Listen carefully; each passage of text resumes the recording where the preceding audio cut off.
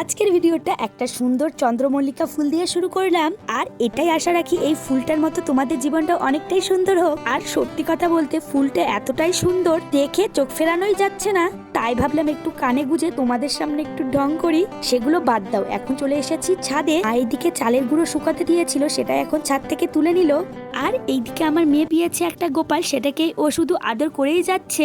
এখন প্রায় সন্ধে হয়ে গিয়েছে, আর তোমাদের তো আগেই বলেছিলাম মায়ের হাতে সুন্দর সুন্দর পিঠে তোমাদের সাথে শেয়ার করব। আজকে মা করবে ভাপা পিঠে, ভাবলাম সেটাই তোমাদের সাথে একটু শেয়ার করি। তার আগে আমার মেয়ে ব্যাগ নিয়ে এখন যাবে ঘুরু ঘুরু করতে, সেটাই আমাদের সবাইকে ও বোঝাচ্ছে। আর জানো তো ভাপা পিঠেতে নারিকেল দিয়ে খেতে কিন্তু বেশ ভালো লাগে, তাই একটা নারিকেল কুড়ে নিয়েছি।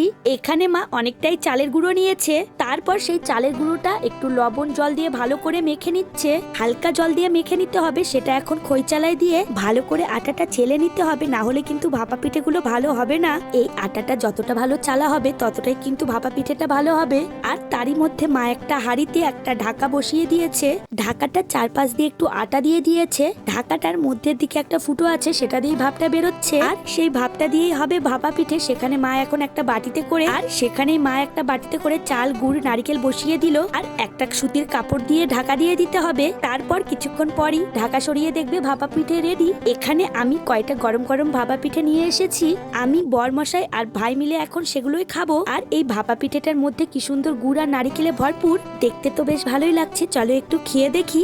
আর মা কয়টা প্লেন ভাবে ভাপা পিঠে করেছিল, সেগুলো এখন আমরা একটু মাংস তরকারি দিয়ে খাবো। জানো তো এই ভাপা পিঠে খাওয়ার সময় বাবার কথা ভীষণ মনে পড়ছিল। বাবা কিন্তু মাছের তরকারি দিয়ে এই ভাপা পিঠে খেতে ভীষণ পছন্দ করে। চলো তাহলে এখন আমরা ভাপা পিঠেগুলো খাই।